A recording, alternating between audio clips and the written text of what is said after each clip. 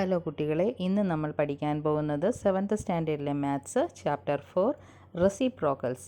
ഇതിൻ്റെ പാർട്ട് 1 ആണ്. Page number 64ലെ problems ആണ് നമ്മൾ ഇന്ന് ചെയ്യാൻ പോകുന്നത്.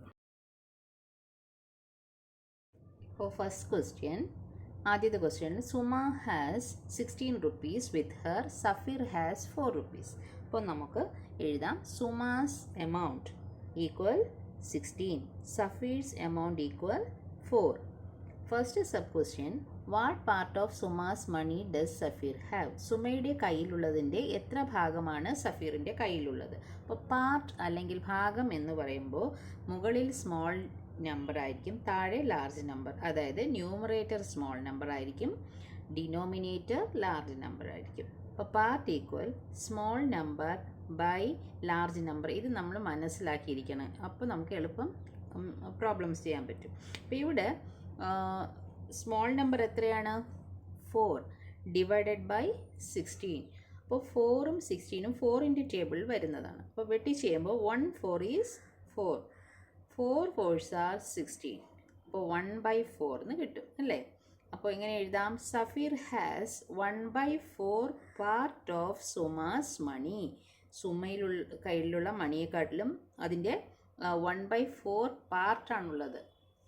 എപ്പോഴും കുറവാണ് അല്ലേ പാർട്ട് എന്ന് പറയുന്നത്, 1/4 പാർട്ട്. ഇനി രണ്ടാമത്തെ sub question, how many times does Safeer's money does Suma have? സഫീറിൻ്റെ കയ്യിലുള്ളതിൻ്റെ എത്ര മടങ്ങാണ് സുമയുടെ കയ്യിലുള്ളത്? അപ്പോൾ ടൈംസ് എന്നാണ് ചോദിച്ചിട്ടുള്ളത്, അതായത് മടങ്ങ്. അപ്പോൾ മടങ്ങ് അല്ലെങ്കിൽ ടൈംസ് എന്ന് ചോദിക്കുമ്പോൾ മുകളിൽ എപ്പോഴും ന്യൂമറേറ്റർ ലാർജ് നമ്പർ ആയിരിക്കും, ഡിനോമിനേറ്റർ സ്മോൾ നമ്പർ ആയിരിക്കും. അത് മനസ്സിലാക്കി വെക്കുക. അപ്പോൾ ഇവിടെ ലാർജ് നമ്പർ എത്രയാണ്? 16 ഡിവൈഡഡ് ബൈ താഴെ സ്മോൾ നമ്പർ എത്രയാണ്? 4. 16 ഡിവൈഡഡ് ബൈ 4, ഇത് 4ൻ്റെ ടേബിളിൽ വരുന്നതാണ്. അപ്പം വെട്ടിപ്പോകുമ്പോൾ 4 4s are 16, മുകളിൽ 4 വരും, താഴെ 1 4 ഈസ് 4 അല്ലേ? അപ്പോൾ 1 വരും. അപ്പോൾ 4/1, അതായത് 4 ആണ് ആൻസർ. അപ്പോൾ Suma has 4 times that of Safeer's money. സഫീറിൻ്റെ കയ്യിലുള്ള മണിയെക്കാട്ടിലും എന്താണ് 4 ടൈംസ് കൂടുതലാണ് സുമയുടെ കയ്യിലുള്ളത്. ഓക്കെ.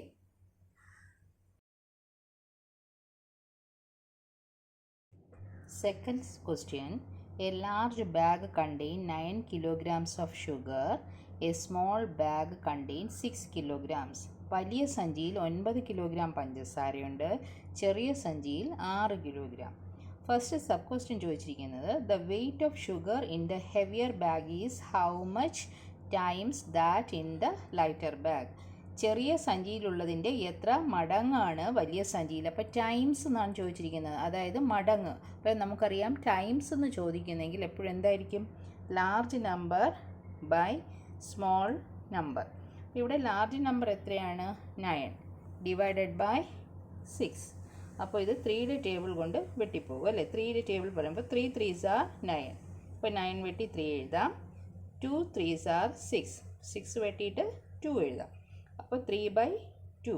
അപ്പോൾ the weight of sugar in the heavier bag is 3/2 times that in the lighter bag.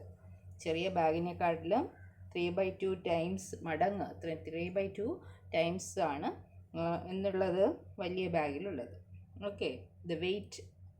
Okay, അടുത്ത second sub question, the weight of sugar in the lighter bag is what part that in the heavier bag? വലിയ സഞ്ചിയിലുള്ളതിൻ്റെ എത്ര ഭാഗമാണ് ചെറിയ സഞ്ചിയിലുള്ളത്? അപ്പോൾ എന്താണ് ചോദിച്ചിരിക്കുന്നത്? Part അല്ലെങ്കിൽ ഭാഗം. അപ്പോൾ നമുക്കറിയാം എങ്ങനെയാണ് പാർട്ട് എന്ന് ചോദിച്ചാൽ small number divided by large number. ഇവിടെ സ്മോൾ നമ്പർ എത്രയാണ്? 6 അല്ലേ? Large number 9. അപ്പോൾ ഇത് 3യുടെ ടേബിളിൽ വെട്ടിപ്പോകും. 2 3s are 6, 9 എപ്പോൾ വരും? 3 3s are 9. അപ്പോൾ 2/3. ആൻസർ എങ്ങനെ എഴുതാം? The weight of the sugar in the lighter bag is 2/3 part of that in the heavier bag. Okay. അപ്പോൾ ഫസ്റ്റ് സബ് ക്വസ്റ്റ്യൻ എന്താണ്? The weight of the lighter block is what fraction of that of the heavier block?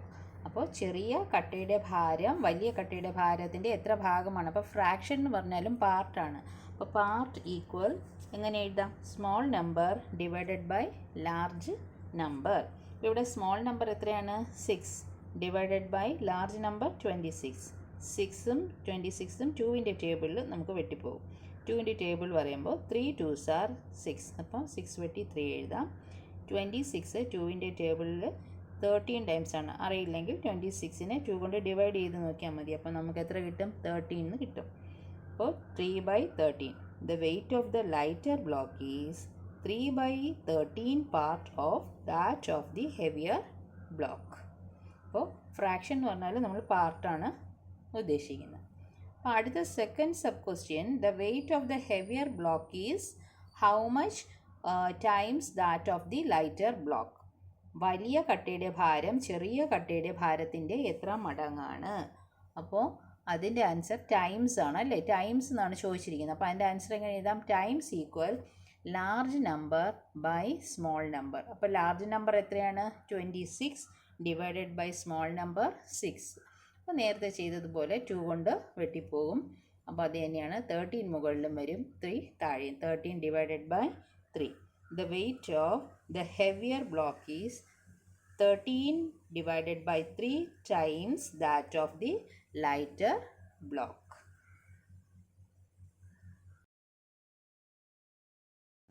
അപ്പോൾ fourth question നമുക്ക് ചെയ്യാം. അപ്പോൾ അതിൽ നമുക്ക് പറഞ്ഞിട്ടുണ്ട്, ക്വസ്റ്റ്യനിൽ തന്നെ പറഞ്ഞിട്ടുണ്ട്, the length of the ribbon is 2/3 times of the length of the small ribbon. അപ്പോൾ ലാർജ് റിബൺ എങ്ങനെയാണ്?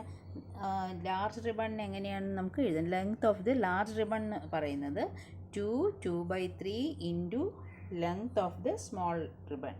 അപ്പോൾ ലാർജ് റിബൺ എന്ന് പറയുന്നത് 2/3 മടങ്ങാണ്. സ്മോൾ റിബണിനെക്കാട്ടിലും 2/3 മടങ്ങാണ്. അപ്പോൾ 2/3 ഇത് മിക്സഡ് ഫ്രാക്ഷനാണ്. അപ്പോൾ അതിനെ നമുക്ക് ഇംപ്രോപ്പർ ഫ്രാക്ഷനിൽ എഴുതാം. അതെങ്ങനെയാണ്? 2ഉം 3ഉം മൾട്ടിപ്ലൈ ചെയ്യുമ്പോൾ 2 3s are 6. മുകളിലുള്ള 2 കൊണ്ട് അതിനെ ആഡ് ചെയ്യുമ്പോൾ എത്ര കിട്ടും? 6 + 2 8. അതാണ് 8. 8 divided by 3 into length of the small ribbon. അതാണ് ലാർജ് റിബണിൻ്റെ നീളം. Length of the large ribbon equal 8/3 into length of the small ribbon. അപ്പോൾ നമുക്കിവിടെ പാർട്ട് എന്നാണ് ചോദിച്ചിരിക്കുന്നത്. അപ്പോൾ സ്മോൾ റിബൺ ആയിരിക്കുമല്ലോ, എപ്പോഴും സ്മോൾ ആയിരിക്കുമല്ലോ മുകളിൽ വരുന്നത്. അപ്പോൾ ഇതിനെ തിരിച്ചിട്ടാൽ മതിയാകും. ലെങ്ത് ഓഫ് ദി, അപ്പോൾ what is the part of the length of the large ribbon is the length of the small ribbon എന്നാണ് ചോദിച്ചിരിക്കുന്നത്. അപ്പോൾ ഇവിടെ പാർട്ട് എന്ന് ചോദിക്കുമ്പോൾ നമ്മൾ എന്ത് ചെയ്യണം? ഈ ആൻസറിനെ 8/3 തിരിച്ചിട്ടാൽ മതിയാകും. സ്മോൾ നമ്പർ മുകളിൽ വരണം. Length of small ribbon is 3/8 part of the length of the large ribbon. ഇതോടുകൂടി ഇന്നത്തെ ക്ലാസ് അവസാനിക്കുകയാണ്. ക്ലാസ് ഇഷ്ടമായാൽ ചാനൽ സബ്സ്ക്രൈബ് ചെയ്യുക. താങ്ക്